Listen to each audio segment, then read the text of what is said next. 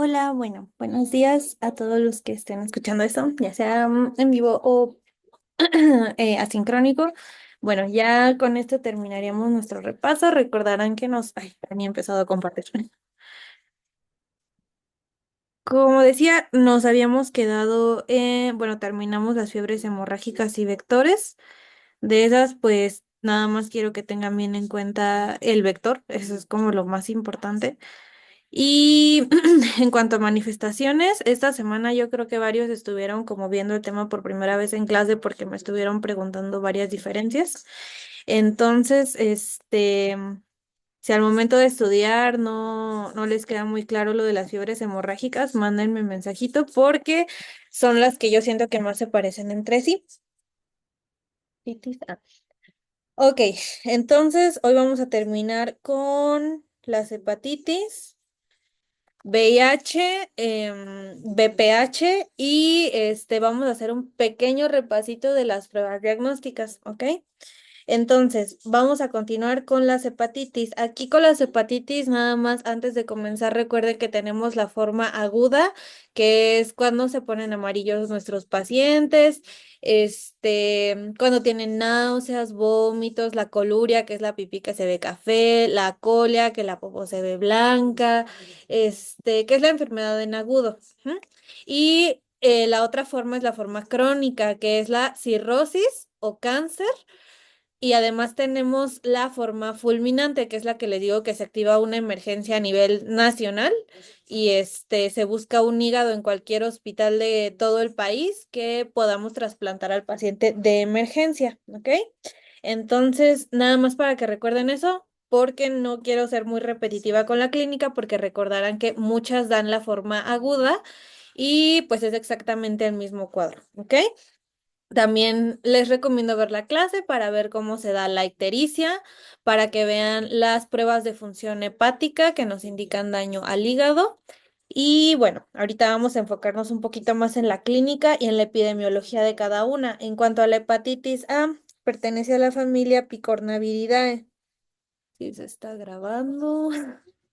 Sí, ok. Picornaviridae. Y otra cosa importante con las hepatitis es la forma de transmisión. En el caso de la hepatitis A es fecal oral,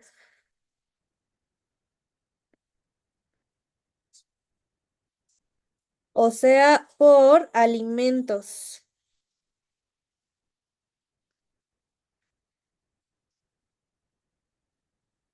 Y en algunas literaturas lo asocian un poquito más con mariscos. Pero bueno, recuerden, A de alimentos, ¿ok?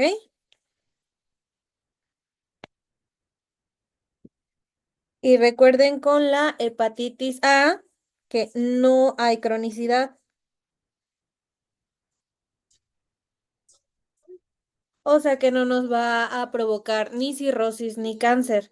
La incubación de la hepatitis A también es importante porque recuerden que esta va de 15 a 50 días, a diferencia de otros virus o bacterias gastrointestinales que pueden ser la incubación de una semana hasta que empiezan a presentar síntomas y que incluso le puedes echar la culpa a lo que comiste ayer o lo que comiste antier. En el caso de la hepatitis A, al menos tiene que ser algo que comiste hace 15 días, que pues mucha gente ya ni se acuerda, y que es casi exclusiva de preescolares y escolares.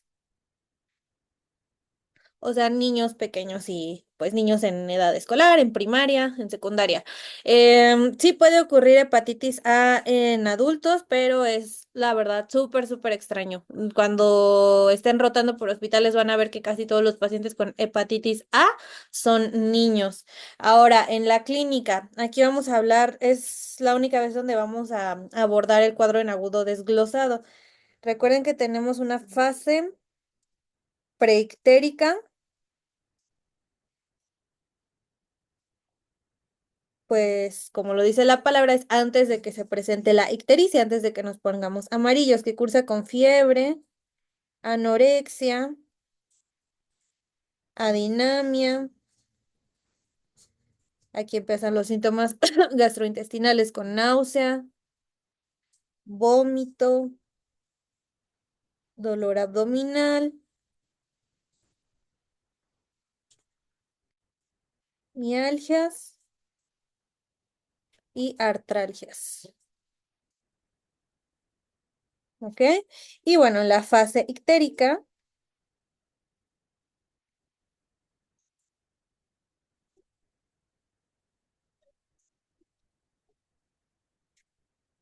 pues nuestro principal síntoma será la ictericia, además de la coluria, que recuerden que la bilirrubina también se regresa a la circulación, llega a los riñones, se va a la orina de forma hiperconcentrada, porque en sí, la orina de forma normal tiene bilirrubina, pero en concentraciones mucho más bajas. La coluria, la colia, que es la popó blanca, porque la bilirrubina nunca llegó al intestino y nunca le dio el color café a las heces. Y aquí empieza a bajar la fiebre, aquí vamos a hacer una flechita de que baja la fiebre. Y también cursan con hepatomegalia. ¿Se acuerdan que les dije que si ustedes palpan el reborde costal derecho, van a poder sentir el hígado? Ujú. Y pues en la fase posictérica,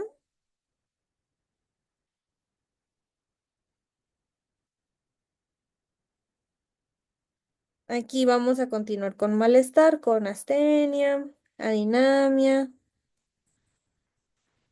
meteorismo, que es distensión abdominal por gases, y continúa la diarrea. Ok, pero pues lo más importante es la ictericia y la hepatomegalia, que son los principales indicadores de que tenemos un problema en agudo en el hígado. También la coluria y la colia, pero más frecuentemente la coluria. La colia no es tan frecuente y de hecho yo en mi pequeña práctica clínica nunca he visto a colia. Coluria sí, siempre vemos ahí orina que parece Coca-Cola. Pero esto es lo más indicativo a que tenemos un problema en el hígado, porque si ustedes ven la fase preictérica, pues lo podemos confundir con una gastroenteritis común y corriente. Ahora, en cuanto al diagnóstico, podemos detectar al virus de la hepatitis A en heces. Este virus solamente va a salir durante el cuadro en agudo, ¿sale? Y también podemos detectar IgG anti virus de hepatitis A. Esta va a aparecer semanas después de la infección, más bien de la resolución de la infección, porque esta nos indica protección de por vida.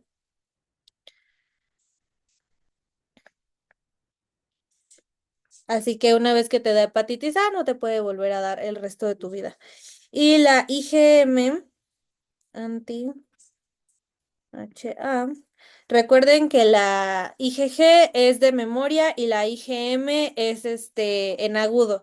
Que se acuerdan que les dije que yo me confundía mucho porque a mi cerebro se le hizo muy lógico que fuera M de memoria. Entonces, si quieren pensar eso de M de memoria, luego piensen en que es al revés. Ajá. A veces les digo, a lo mejor para algunos suena muy revuelto, pero a algunos tal vez les pueda ayudar igual que a mí.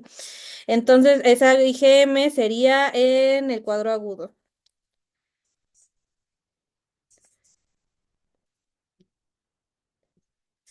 Y bueno, podemos detectar justamente estas inmunoglobulinas con una ELISA y también podemos hacer pruebas de función hepática, que son las PFHs. Estas solamente se ven alteradas a partir de la semana 4. ¿Ok? Entonces, IgG antivirus de hepatitis A, nada más recuerden, de por vida y en aguda. Ujú. Y esto es bueno, una regla, pero ocurre con todas las infecciones. La IgG va a ser de por vida y la IgM es de memoria y pues va a ir bajando conforme pasa el tiempo. Ahora, el tratamiento, ¿se acuerdan que les dije que no hay específico, es sintomático? Principalmente va dirigido a controlar la náusea con la dieta, evitar comidas muy grasosas, la abstinencia alcohólica.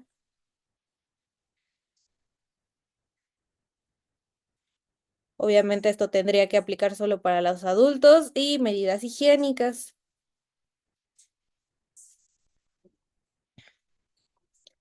que sus pacientes estén hasta cierto punto aislados en la casa si se van a tratar en la casa, que tengan sus propios utensilios, sus platitos, que puedan, de preferencia sean desechables. Y recuerden que existe vacuna a los 2 años de edad, pero no está establecida en el esquema nacional de vacunación de nuestro país. Por lo tanto, es poco preguntable, pero recuerden que sí existe una vacuna contra la hepatitis A, ¿ok? Entonces, hepatitis A, lo más importante que recuerden es que se transmite por fecal oral, o sea, por alimentos, A de alimentos, ¿ok? Este, que afecta prácticamente a puros niños, que nos da solamente el cuadro en agudo y esos son los puntos más importantes con hepatitis A, lo más preguntable, ¿ok? Entonces, hepatitis A. Ahora vamos a pasar con la hepatitis B, que pertenece a la familia Hepatnaviridae. Aquí tenemos un espectro muy amplio de clínica. Tenemos desde casos asintomáticos, también tenemos la enfermedad en agudo, igualita a la de hepatitis A, la hepatitis fulminante y crónicos, que esta nos puede dar tanto cáncer como cirrosis. Otra cosa importante con hepatitis A es la transmisión, que es parenteral. Recuerden que cuando les digo parenteral me refiero a inyecciones, o sea, por la sangre, por agujas, por transfusiones sanguíneas, por trasplante. Entonces, parenteral también puede ser sexual y estas dos son las más frecuentes, parenteral y sexual, pero también se puede transmitir de forma perinatal por la saliva, por el semen y secreciones vaginales.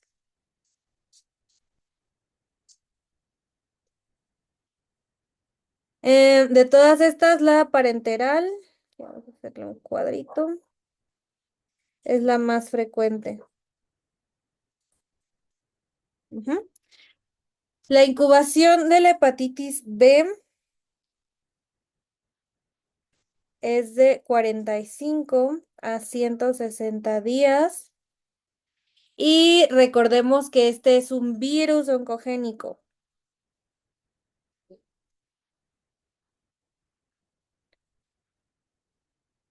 Recuerden siempre tener en cuenta a los oncogénicos, por ejemplo, el herpes 8, ¿no? Que nos daba el sarcoma de Kaposi. Ahora, virus de hepatitis B es un oncogénico. ¿Y qué nos va a ocasionar? Voy a hacerlo de otro color. Nos va a ocasionar carcinoma hepatocelular primario, o sea, cáncer de hígado. En cuanto a su estructura, tenemos un antígeno importante, el que nos produce adhesión a los hepatocitos, o sea, que nos da el tropismo por los hepatocitos, es el antígeno de superficie de hepatitis B, abreviado como HBsAg. Ese es el antígeno más importante, no solamente de hepatitis B, sino de todas las hepatitis. Es el antígeno más representativo. Y, ¿dónde está? Recuerden que también tenemos unos antígenos que son señuelos, que salen de la célula y es como redirigir la respuesta inmune a absolutamente nada, que es el antígeno C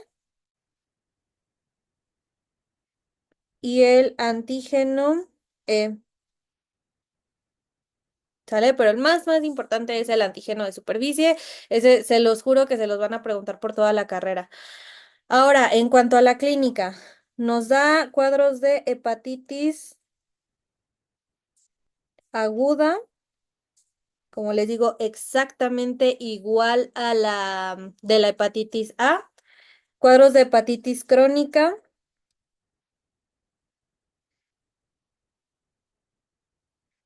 que aquí puede ser tanto la cirrosis, que recuerden que la cirrosis consiste en que al hígado le salen cicatrices y poco a poco va a perder su función. Entonces, obviamente, la cirrosis nos va a inducir a insuficiencia hepática y también nos puede provocar carcinoma hepatocelular,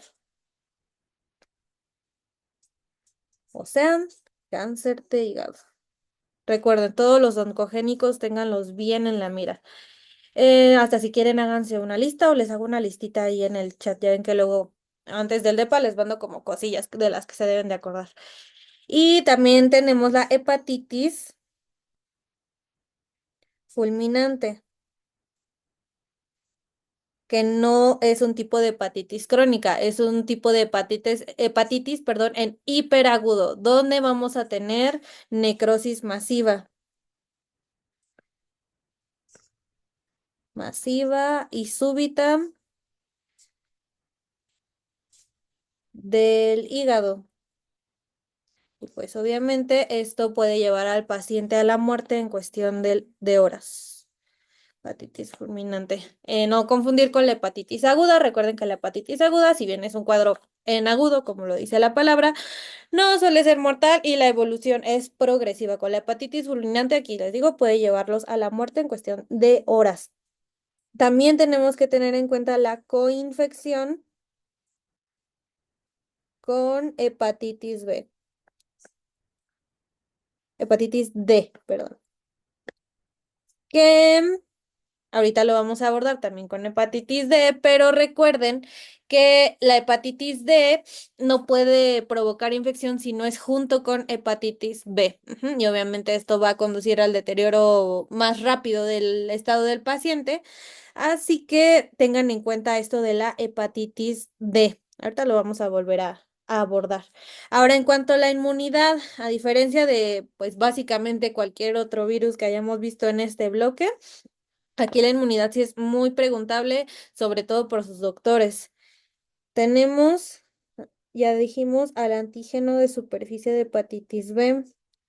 Este lo que nos indica es infección activa.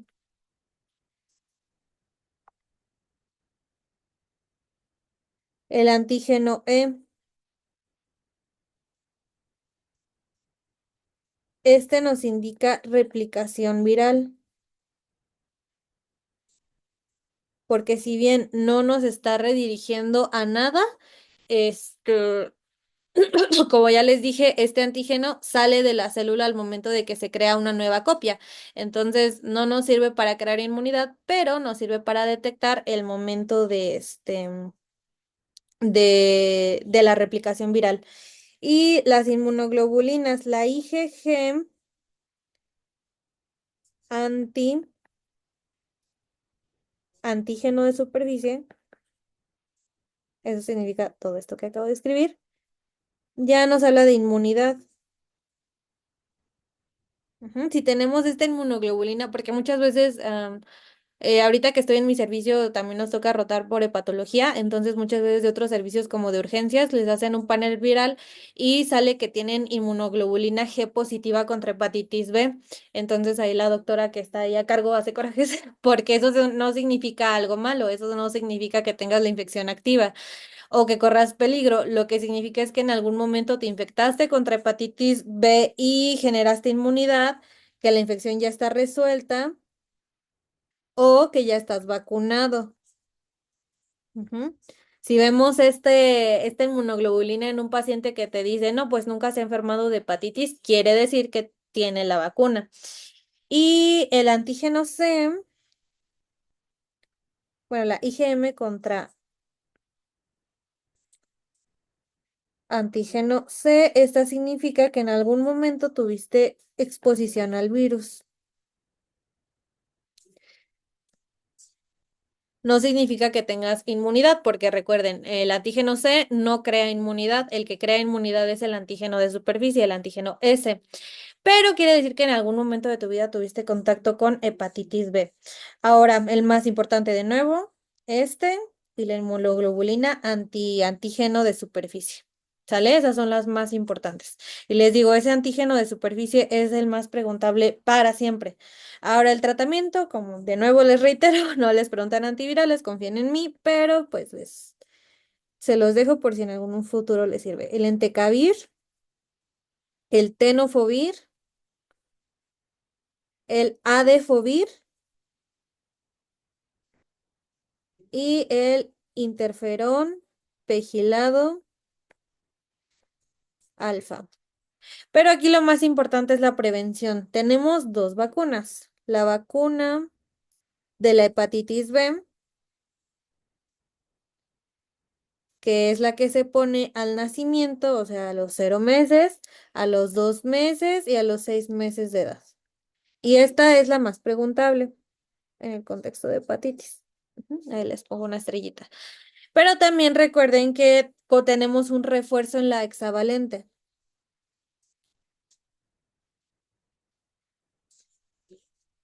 Recuerden, la hexavalente trae difteria, tosferina, tétanos, hepatitis B, polio y contra Haemophilus influenza. Entonces, esa hepatitis que trae la hexavalente es justamente hepatitis B, entonces tenemos doble protección. Esta se pone a los 2, 4, 6 y 18 meses. Ujú, que ya este es como nuestro padre nuestro, la hexavalente.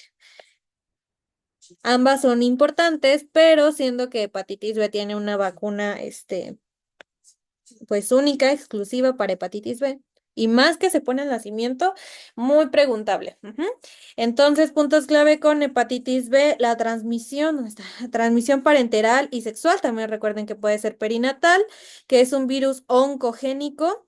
Lo del antígeno de superficie, que es justamente el que nos crea inmunidad a largo plazo. La clínica nos da hepatitis aguda, hepatitis crónica, que puede ser tanto cirrosis como carcinoma hepatocelular. La hepatitis fulminante, que es cuando los pacientes requieren trasplante de emergencia, y también tenemos la coinfección con hepatitis D. Como les digo, lo más importante es el antígeno de superficie en cuanto a inmunidad, que si lo tenemos presente significa infección activa. Y si tenemos la inmunoglobulina contra el antígeno de superficie, quiere decir que o tenemos la vacuna o nos infectamos y la infección ya quedó resuelta. No quiere decir que tengamos la infección activa. No se confundan. El antígeno solito, infección activa. Su inmunoglobulina nos habla de inmunidad. Y la vacuna, la de la hepatitis B, a los 0, 2 y 6 meses. Y también la tenemos en la hexavalente. Aquí les voy a desglosar la hexavalente para que recuerden que trae difteria. Qué horror. Difteria, tosferina, tétanos, hepatitis B, polio y Haemophilus influenza.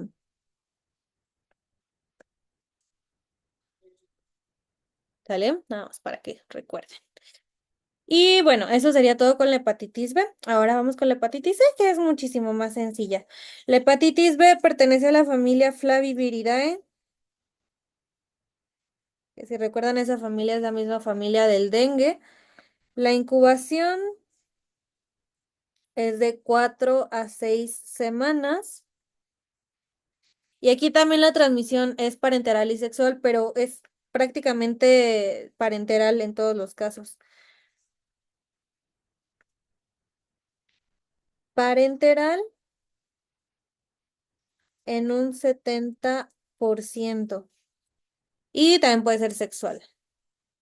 Pero bueno, la más importante es la parenteral. Recuerden, C de crónica. Crónica en un 85% de los casos. También puede ocasionar cuadro agudo, pero es muy poco frecuente. Y este es un virus oncogénico.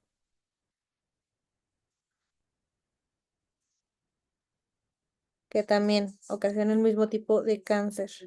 Carcinoma hepatocelular.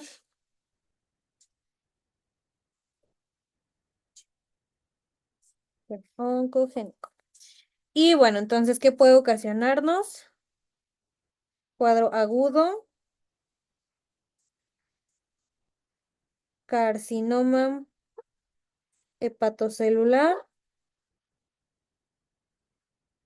cirrosis,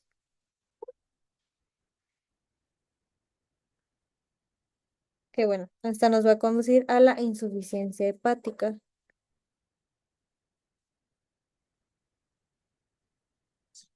Que seguramente va a llevar a que el paciente tarde o temprano vaya a requerir un trasplante de hígado, pero no de urgencia. Mucho ojo, hepatitis C no nos ocasiona hepatitis fulminante, pero sí nos ocasiona cáncer.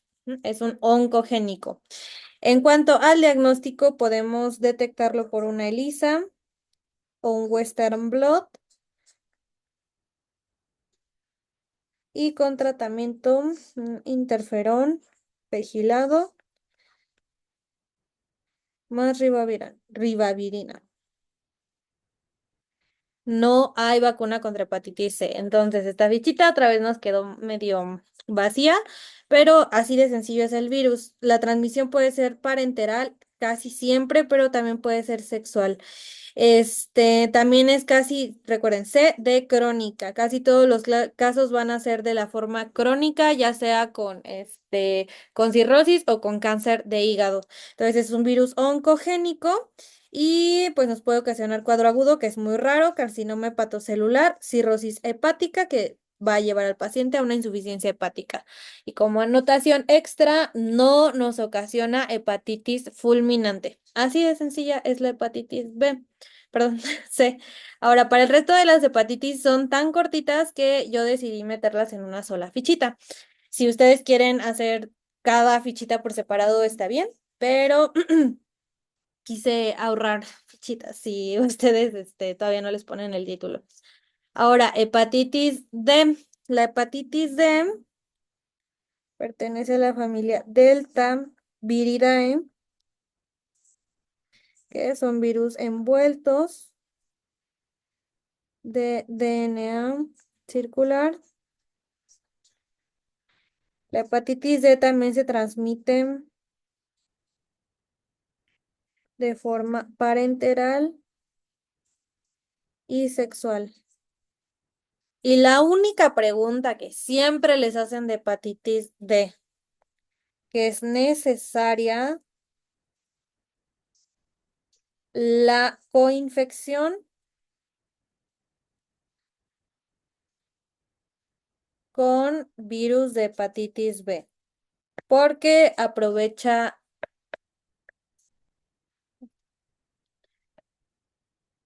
el transporte que genera hepatitis B al momento de la interacción con el antígeno de superficie y pues por ahí se mete hepatitis D. Que recuerden, puede ser una persona que ya tenga hepatitis B y después tiene contacto con hepatitis D y se infecta, o que tengas contacto con hepatitis B y D al mismo tiempo, lo cual pues es muy raro, pero puede pasar. ¿Y a qué se asocia hepatitis D? Esta se asocia a la forma crónica, pero solamente a cirrosis. ¿Sale? La hepatitis D no es un oncogénico. Y también nos da hepatitis fulminante.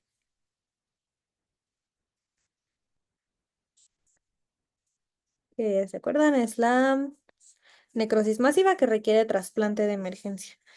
En cuanto al diagnóstico, es detectando el antígeno delta,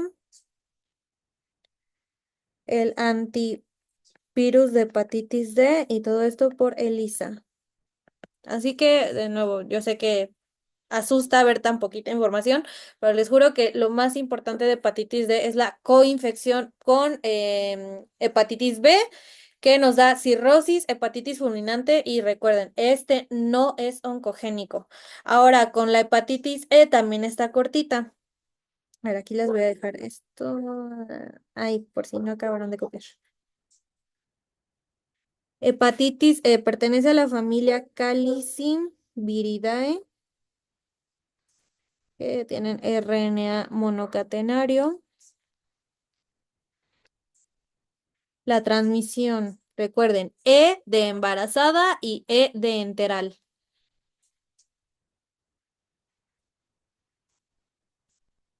Fecal oral, o sea, enteral o por alimentos contaminados,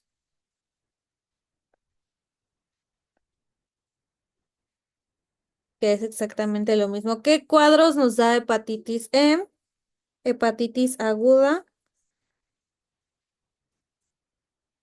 igual a la de el virus de hepatitis A, pero recuerden, E de embarazada. Aquí los pacientes con mayor riesgo de contraer hepatitis, bueno, no mayor riesgo de contraerla, sino los que están en un mayor peligro si llegan a contraer hepatitis E son las embarazadas, porque puede ocasionar hepatitis fulminante, que una vez más es la necrosis masiva del hígado que requiere trasplante de emergencia, pero en embarazadas. Ay, ¿qué onda conmigo?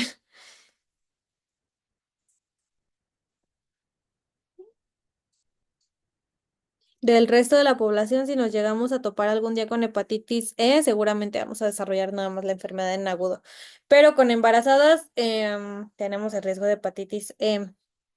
Y el diagnóstico es detectando la IgM con ELISA. Y el tratamiento es con ribavirina. Pero el problema es que justamente la ribavirina está contraindicada en embarazadas. Entonces, o se hace el trasplante o se hace el trasplante. Ahora, la hepatitis F y la hepatitis G no se las preguntan, la verdad, pero de nuevo, aquí no dejamos nada a la G. Entonces, la hepatitis F, lo único que tienen que recordar es que se transmite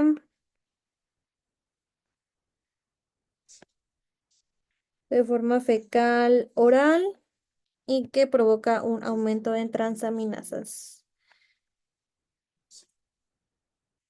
y que tiene una alta mortalidad. Pero la verdad no está muy bien estudiada, es por eso que no se las preguntan. También la hepatitis G, esa se transmite. De hecho, lo que les podrían preguntar es la transmisión. Esta puede ser parenteral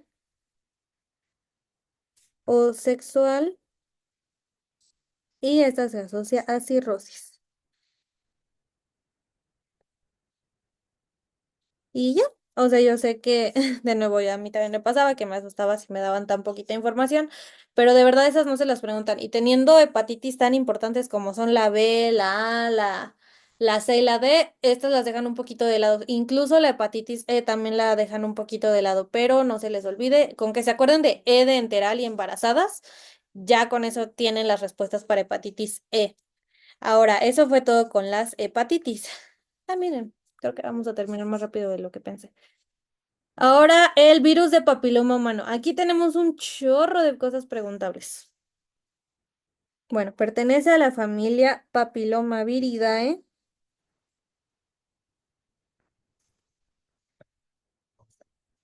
Es un virus desnudo, icosaédrico, con ADN circular. La transmisión. Recuerden que es un virus altamente contagioso. No se queden que solo es por contacto sexual, es en sí por contacto directo, que puede ir desde besar, contacto sexual y con cualquier secreción.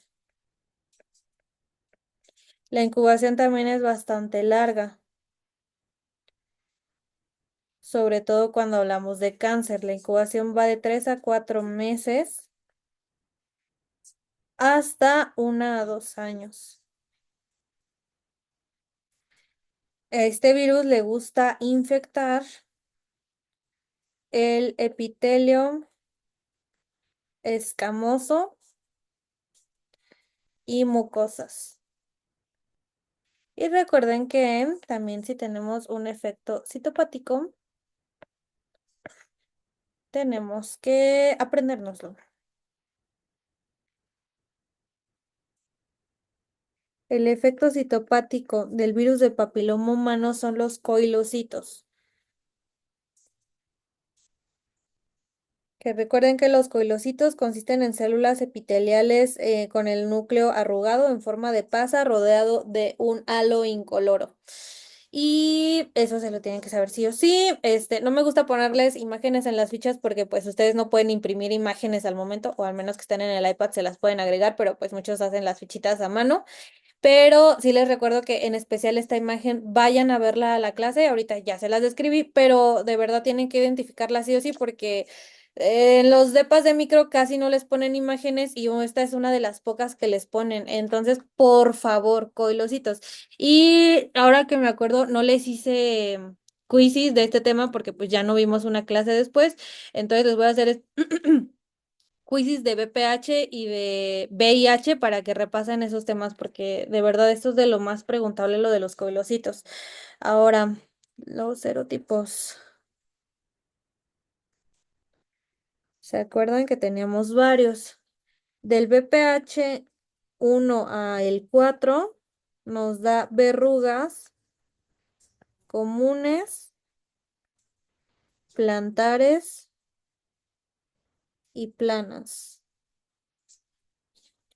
El BPH 6 y 11 nos dan los condilomas acuminados, que eran esos condilomas que tienen aspecto de coliflor, que se ve muy feo, ¿no? Que suele ser en genitales, que así de feo como se veían, esos no eran cáncer. El BPH 16 y 18 son los que se asocian a cáncer, que cáncer específicamente cervicouterino. Por lo tanto, bueno, la clase en sí de este virus se llama virus oncogénico, entonces por eso no lo había notado, pero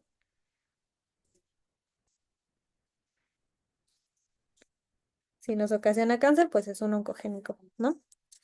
Así que bueno, todos los serotipos de preferencia, vamos a subrayarlos, aunque sea de un color un poquito menos vistoso. De preferencia, apréndanse todos los serotipos, que la verdad yo no lo siento tan difícil. 1 a 4, verrugas comunes. 6 y 11, condilomas acuminados.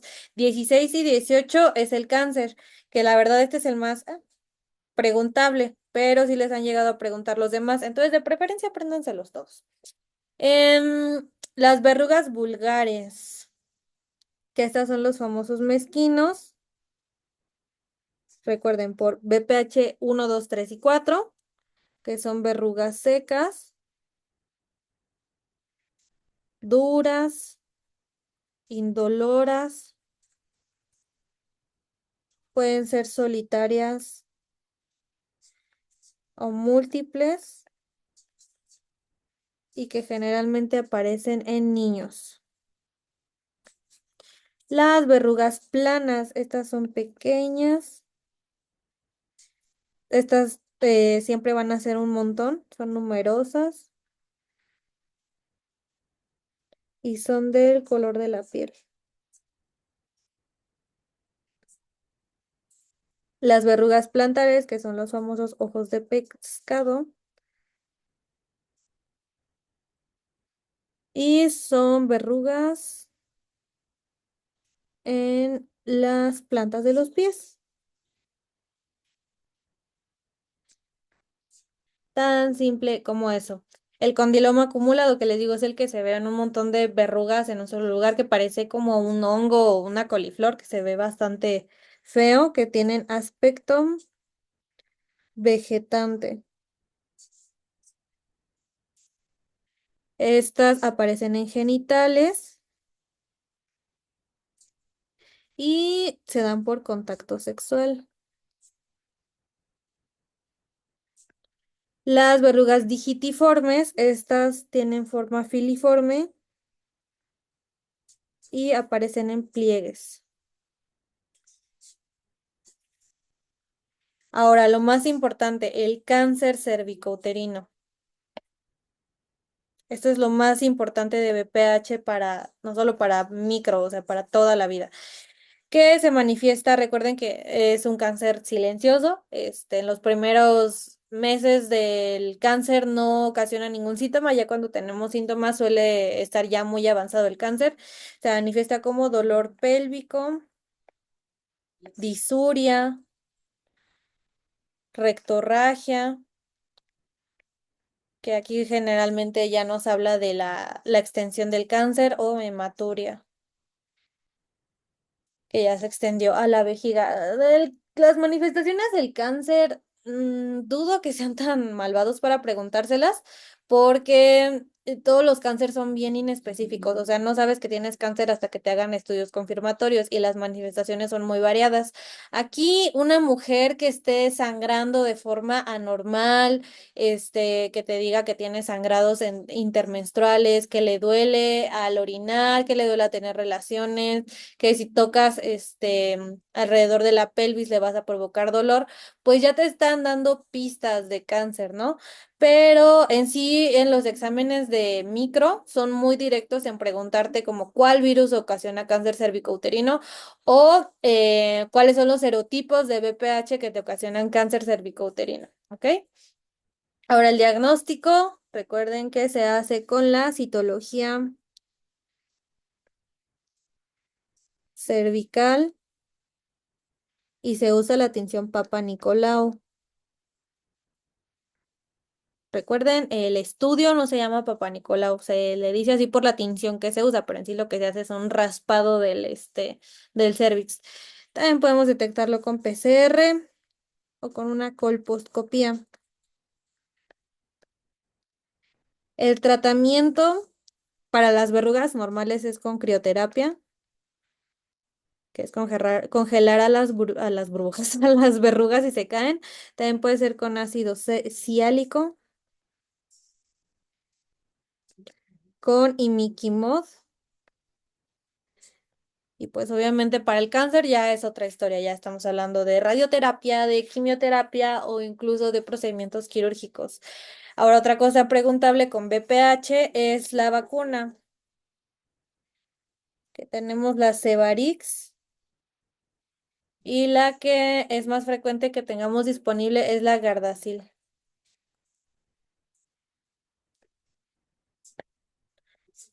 ¿Se acuerdan? Y así como suena de raro, porque pues normalmente decimos a los tantos años, a los tantos meses, tal cual en la GPC dice niñas de 11 años o que estén en quinto de primaria.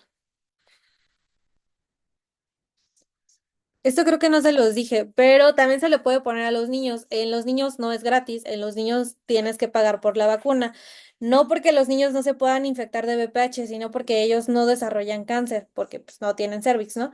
Entonces, aquí yo lo considero una falla del sistema de salud, la verdad, porque pues si protegemos a los niños contra vacunas, indirectamente estamos protegiendo también, perdón, contra VPH, indirectamente también a las niñas, ¿no? Porque pues estarían, ya no tendrían contacto con hombres infectados, porque los hombres pues se vuelven portadores, ¿no? Entonces sería conveniente también poner esta vacuna de forma gratuita a niños, pero bueno, si conocen a un niño, si algún día tienen un niño, sí se le puede poner la vacuna, solamente que pues por medio privado únicamente.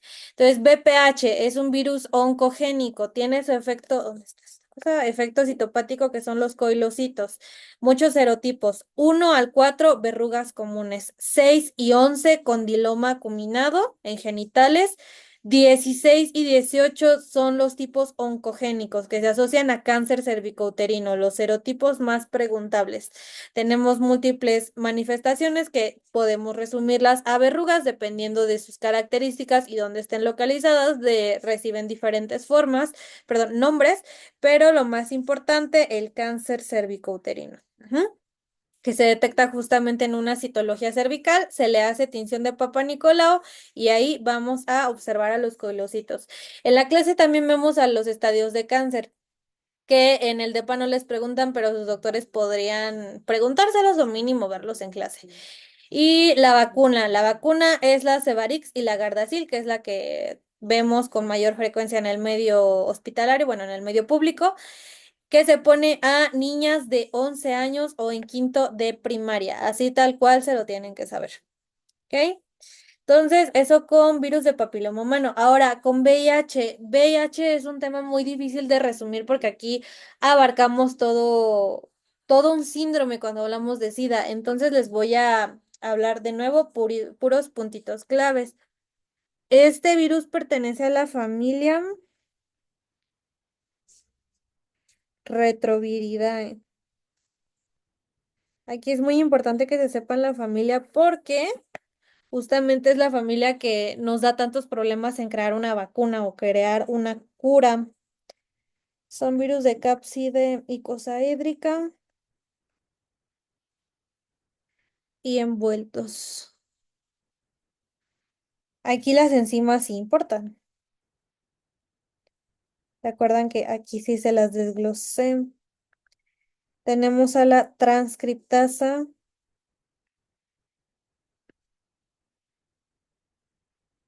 que sin ella básicamente no tendríamos virus de VIH. La transcriptasa inversa, la integrasa y la proteasa.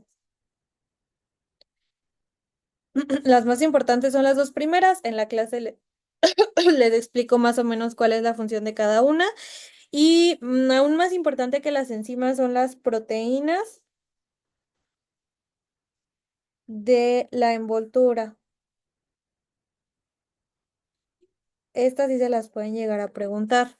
Las proteínas de la envoltura tenemos a la GP120.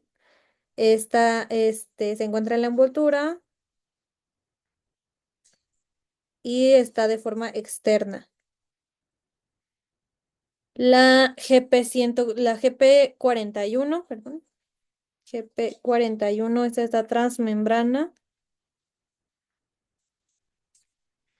Esa es la localización de cada una, que vamos a hacer un dibujito aquí rápido. Básicamente aquí tenemos la envoltura, bueno, aquí tenemos la envoltura, ¿no? La GP141 está transmembrana, o sea que está cruzando la membrana, y la GP120 está externa, o sea que no atraviesa la membrana como tal, es como una antenita.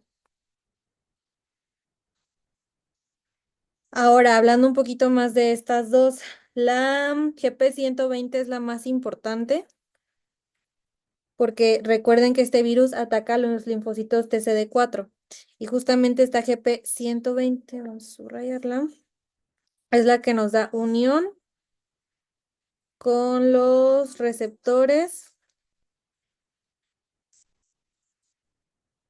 CCR5 y CXCR4. ¿Ok?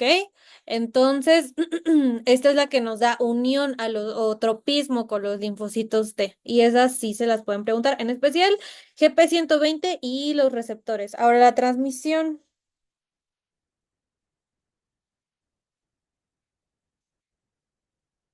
como pues casi todos sabemos, la transmisión es sexual, también puede ser parenteral, o sea, por agujas contaminadas, por transfusiones, trasplantes y vertical. O sea, de la madre al hijo, que puede ser tanto en la gestación, al momento del parto y durante la lactancia. Y muy importante, lo que ya les decía, el tropismo por linfocitos TCD4. Denme un segundito.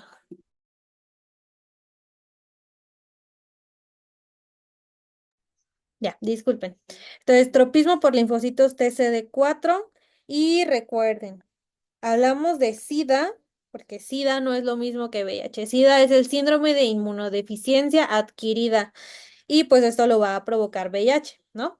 Pero solamente consideramos que el paciente tiene SIDA si encontramos menos de 200 linfocitos TCD4 por milímetro cúbico,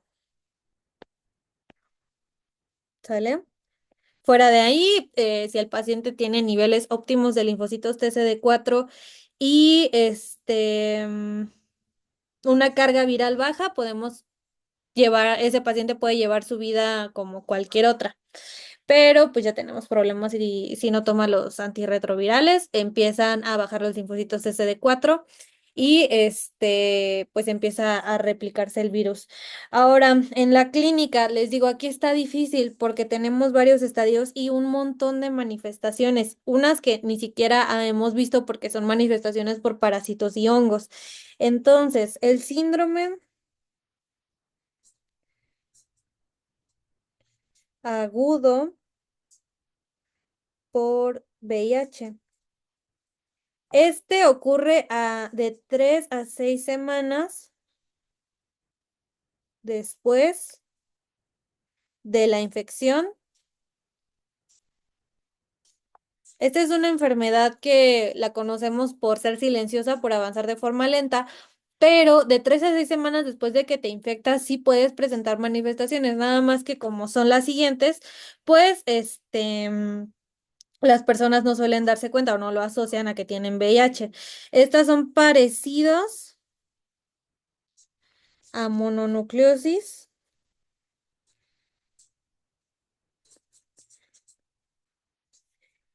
y cursan con faringitis, linfadenopatías y mialgias. Que les digo, o sea, igual en la mononucleosis muchas personas a lo mejor tuvimos o hemos tenido mononucleosis, pero pasó por un inadvertido como un simple dolor de garganta.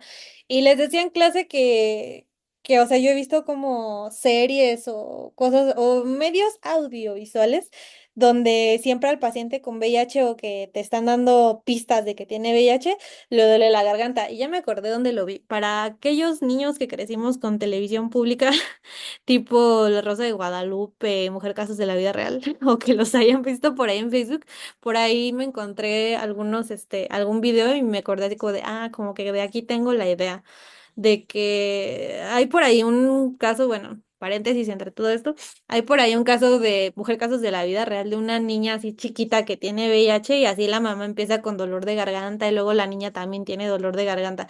Si, si nunca lo han visto, qué bueno porque está muy traumático, pero si han llegado a ver como esas cosas, igual que yo que crecí con TV abierta, este en muchos programas era como lo mismo, o sea, siempre ponían lo mismo. Entonces, como que mi mente desde ahí asocia faringitis y que le salen bolitas, que son las linfadenopatías, a los primeros síntomas de VIH. Entonces, decían que la TV abierta no educaba. Linfadenopatías, mialgias. Y recuerden que también podemos dividir al VIH de acuerdo a sus manifestaciones en categorías. También los podemos dividir de acuerdo al recuento de linfocitos TCD4, pero eso la verdad ya es más avanzado, no se los preguntan en el DEPA, sus doctores sí se los pueden preguntar, pero es la verdad muy específico. En años posteriores, cuando estén en cuarto año, sí se los van a preguntar, pero ahorita no. Y sería muy manchado que lo hagan. Entonces, la categoría A suelen pasar por asintomáticos y tenemos la linfadenopatía generalizada. En la categoría B ya tenemos algunas manifestaciones que nos hablan de oportunismo. Por ejemplo, candidiasis, orofaringia, la angiomatosis basilar.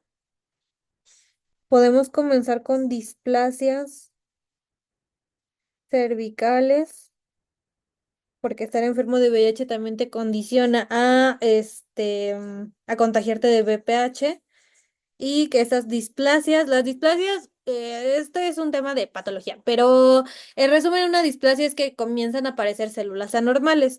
Esas células anormales pueden llegar a convertirse hasta carcinoma cervical.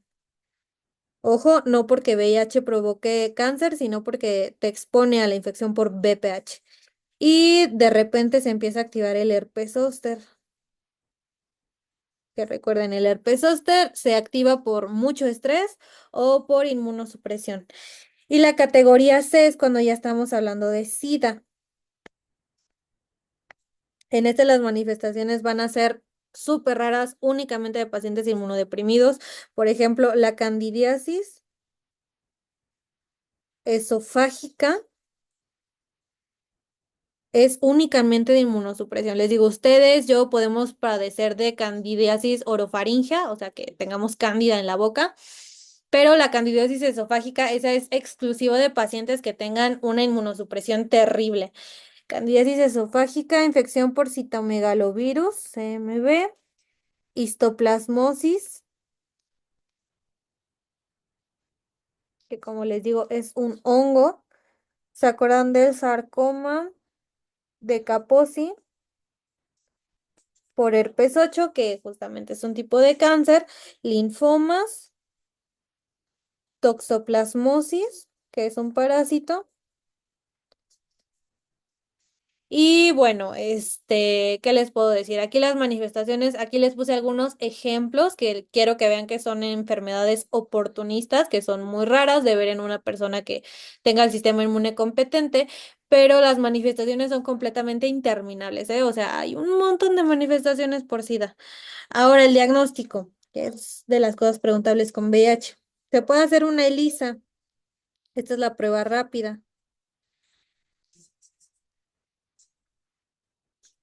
Y la prueba confirmatoria se hace con Western Blot,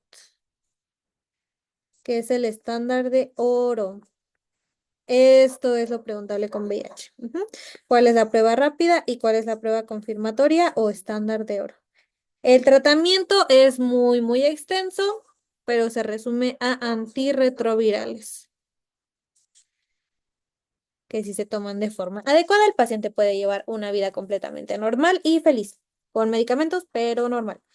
Entonces, puntos claves con VIH, familia Retroviridae, las enzimas, la transcriptasa inversa y la integrasa.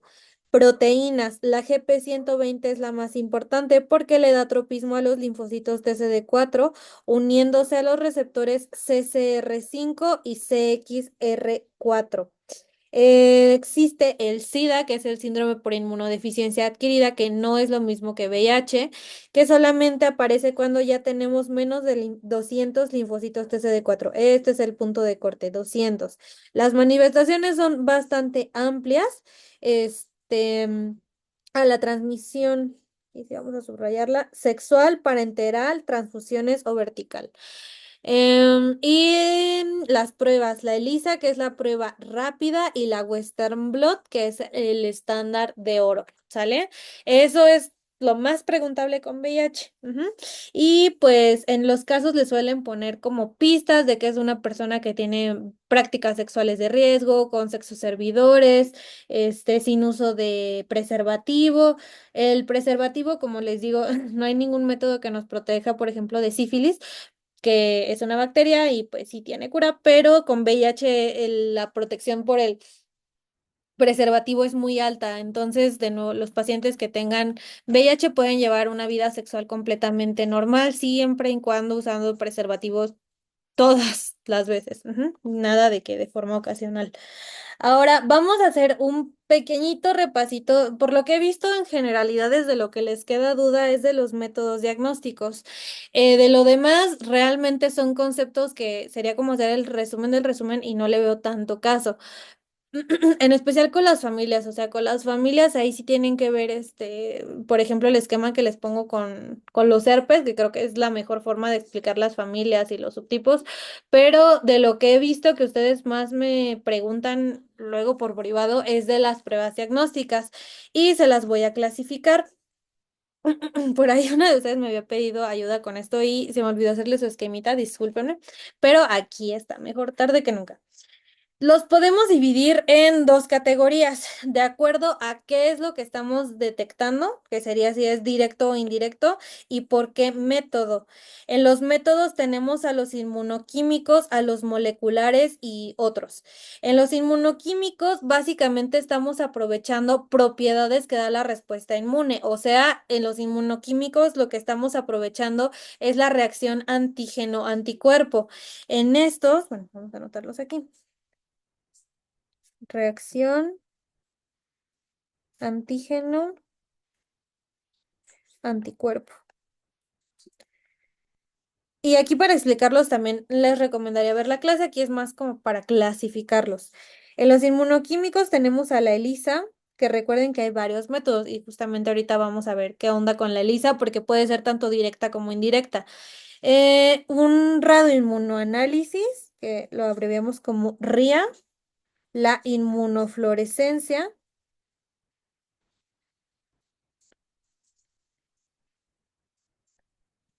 la hemaglutinación,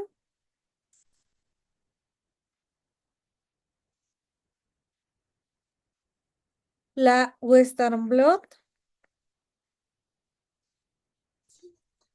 y la inmunohistoquímica.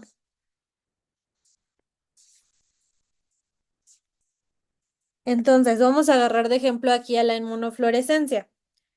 Aquí teníamos un anticuerpo que estaba marcado con un fluoróforo.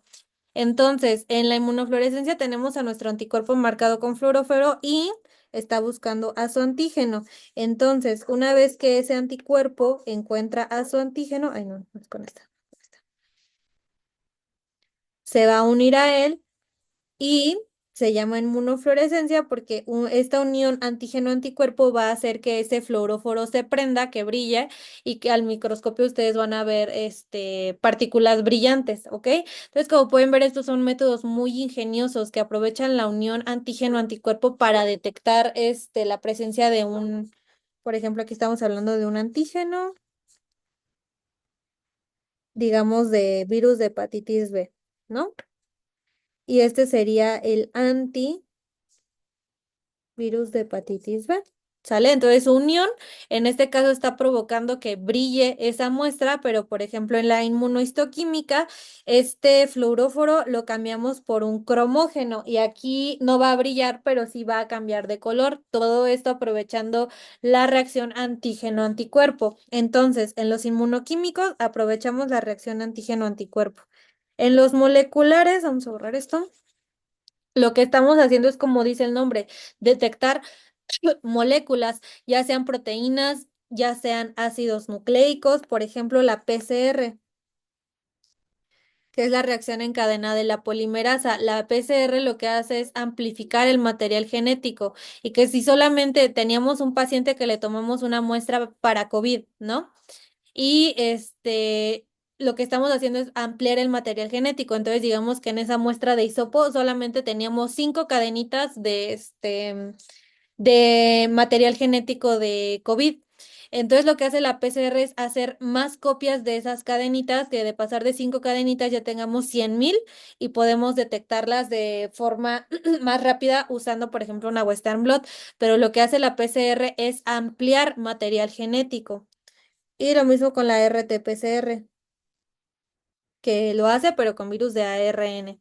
También métodos que no vienen en el temario, pero yo les pongo aquí por si se los piden ejemplo. Hay uno que se llama Southern Blot, otro que se llama Northern Blot,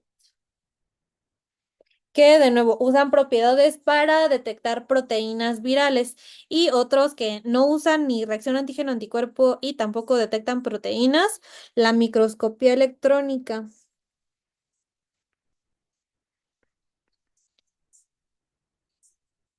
Y el cultivo celular,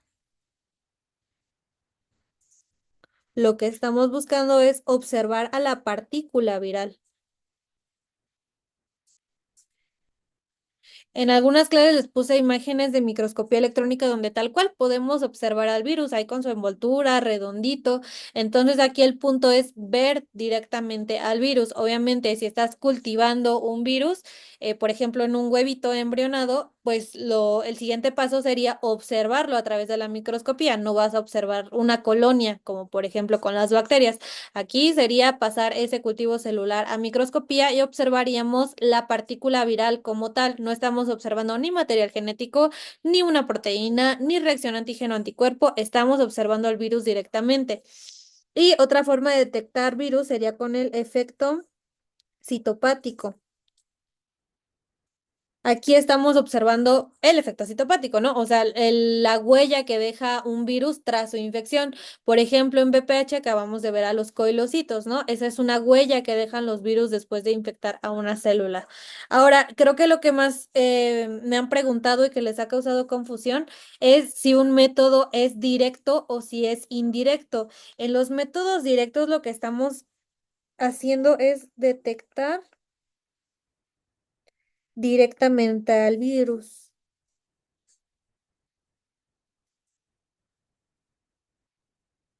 Como lo dice la palabra, ¿no? Directamente. ¿A qué me refiero con que estamos detectando a virus? Que puede ser que estemos visualizando la partícula viral, así como tal, detectar al virus, que estemos buscando al antígeno,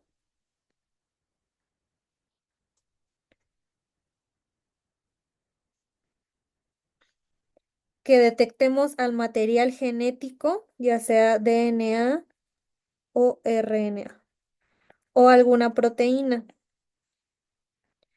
Entonces, todas estas palomitas que les puse aquí tienen en común que estamos hablando directamente del virus.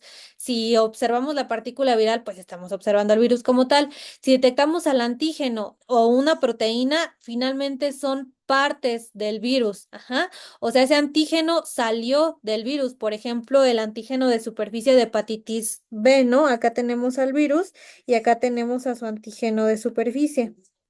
Lo que quiero que entiendan es que ese antígeno es parte del virus. A lo mejor no estamos detectando todo el virus como tal, pero con que detectemos esa partecita que podemos decir, ah, ok, ese antígeno es únicamente de hepatitis B y no hay otra cosa que se le parezca, pues estamos hablando que estamos buscando al virus como tal. Ujú. Aunque no lo detecte completamente, estamos detectando una parte de él.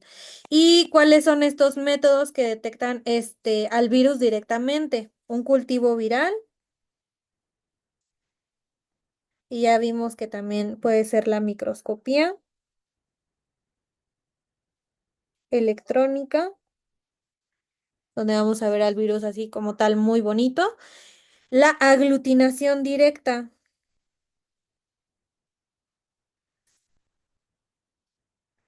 Ahorita les explico por qué hay diferencia con el indirecto. La aglutinación directa, un radioinmunoanálisis. Recuerden que ELISA hay tanto directo como indirecto. También la Western Blot, la PCR, que detecta directamente material genético. Y ya. Ahora, con los indirectos estamos buscando anticuerpos, que también son métodos súper útiles. ¿Por qué? Porque en los directos, como les dije, estamos buscando al virus, ¿no? O algún antígeno que tenga. Ahí digamos que la estrellita es su antígeno. Y con los indirectos, lo que estamos buscando es a su anticuerpo. Y esto es, a mí se me hace, no sé quién se la haya ideado, pero se me hace muy inteligente, porque si no encuentras directamente al antígeno o no encuentras directamente al virus, pues ¿qué vas a hacer? Vas a buscar a la respuesta inmune que se creó contra ese antígeno. Por ejemplo, lo que les decía, digamos que de este virus es la hepatitis B, ¿no? Y esa estrellita es no, perdón, el antígeno de superficie de hepatitis B. Y ahora en los indirectos lo que querríamos buscar en este caso sería al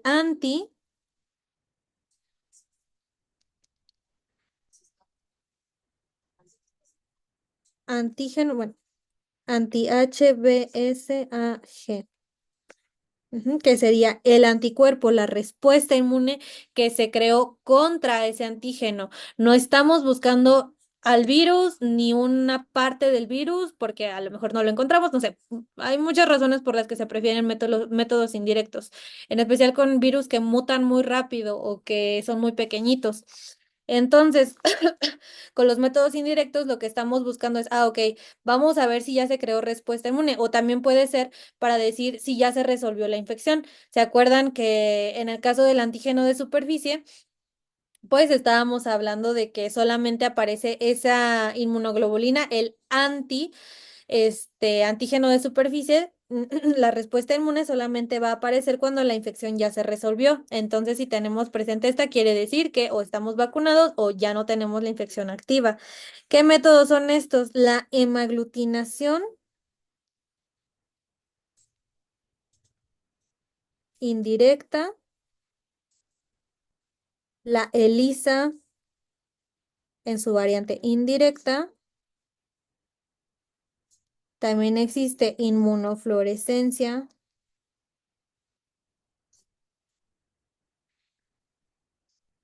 indirecta y de forma, aquí no estamos hablando, no estamos buscando anticuerpos, pero también se considera un método indirecto el efecto citopático. Aquí no estamos buscando un anticuerpo, pero tampoco estamos buscando el antígeno. Aquí estamos buscando una huella de la infección que indirectamente te dice que estás infectado o tuviste una infección por X virus. Ahora, vamos a poner el ejemplo con la inmunofluorescencia indirecta. Entonces, decíamos anteriormente que acá en los métodos directos, em, a ver, ¿dónde está? Ah, es que los puse a desnivel. Mejor con la ELISA. Con la ELISA hay métodos que directamente, el método indirecto consiste en que en el pocillito vamos a pegar al anticuerpo y va a captar a su antígeno y esta sería la ELISA directa. Hay una carita feliz. Pero ¿se acuerdan que también existía algo que era el sándwich?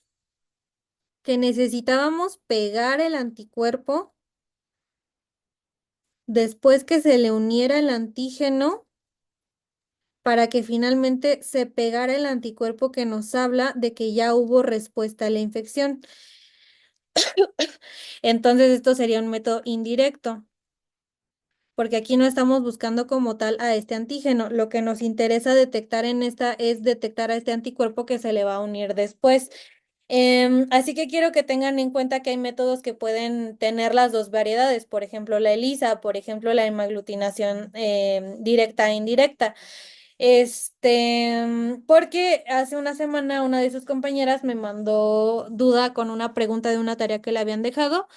Ya no me acuerdo exactamente, pero era una pregunta que decía así como si la ELISA era directo o indirecto y realmente es las dos, dependiendo pues, de qué variante estemos hablando. Para esto, de nuevo, esto nada más es para que tengan clara la clasificación, pero sí les recomendaría ver la clase para que vean los fundamentos de cada una. ¿Sale? En especial para Microlab. En el DEPA no les preguntan mucho de laboratorio, si hay alguna que otra pregunta, pero en Microlab, pues sí, le abundan esas preguntas, ¿no? Entonces les recomendaría ver bien cómo se desarrollan esos métodos. Y si tienen cualquier duda, me pregunten. Entonces, esta sería la clasificación. Recuerden, inmunoquímicos, aprovecha la reacción antígeno-anticuerpo, moleculares, está detectando alguna molécula, alguna partícula viral. Los otros, como la microscopía y el cultivo celular, observamos la partícula viral como tal. También existe el efecto citopático, que los métodos directos detectan directamente al virus, ya sea visualizando la partícula viral, detectando un antígeno, detectando el DNA o el RNA o alguna proteína. Y en los indirectos estamos buscando anticuerpos. ¿Sale? Entonces, bueno, chicas que ahorita están en clase, no sé si tengan alguna pregunta.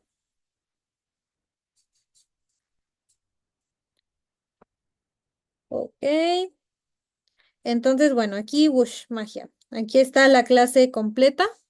En un momento les subo el PDF. Ya lo voy a ir exportando de una vez en lo que me despido. Y bueno, chicos, eso sería todo básicamente por Viro. El día de mañana les voy a publicar el predepa. Para quienes no hayan estado en otros bloques, bueno, en el bloque de Bacter, ahí como se llevaron mucho, para quienes no hayan estado en el bloque de Bacter, este examen no hacemos una sesión como tal. Lo que hago es publicarles el predepa y les doy de determinada hora. Probablemente vaya a ser en la tarde o en la mañana. Bueno, les voy a hacer el consenso, yo creo. Para quienes lo quieran hacer, entonces, no sé, les voy a decir, tienen de las 5 a las 6:30 para contestarlo.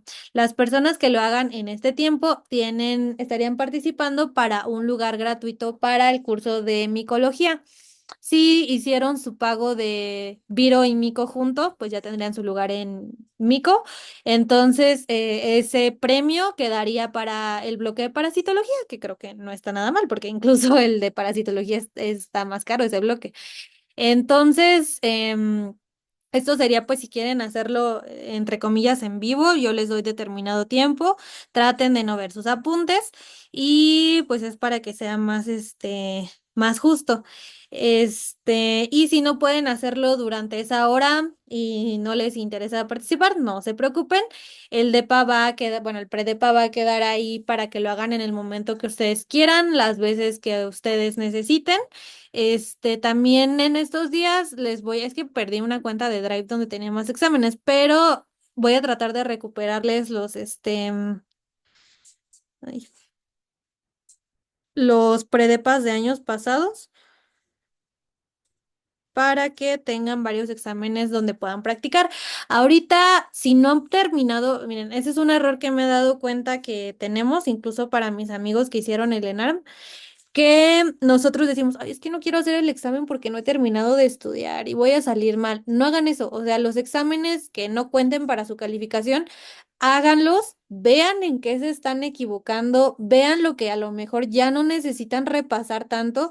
Y váyanse a estudiar esos temas en los que están saliendo mal. O sea, no hay otra forma en la que se den cuenta qué es lo que les falta, qué es lo que a lo mejor se les quedó a la primer clase que lo vieron o que necesitan darle otra repasada que haciendo exámenes.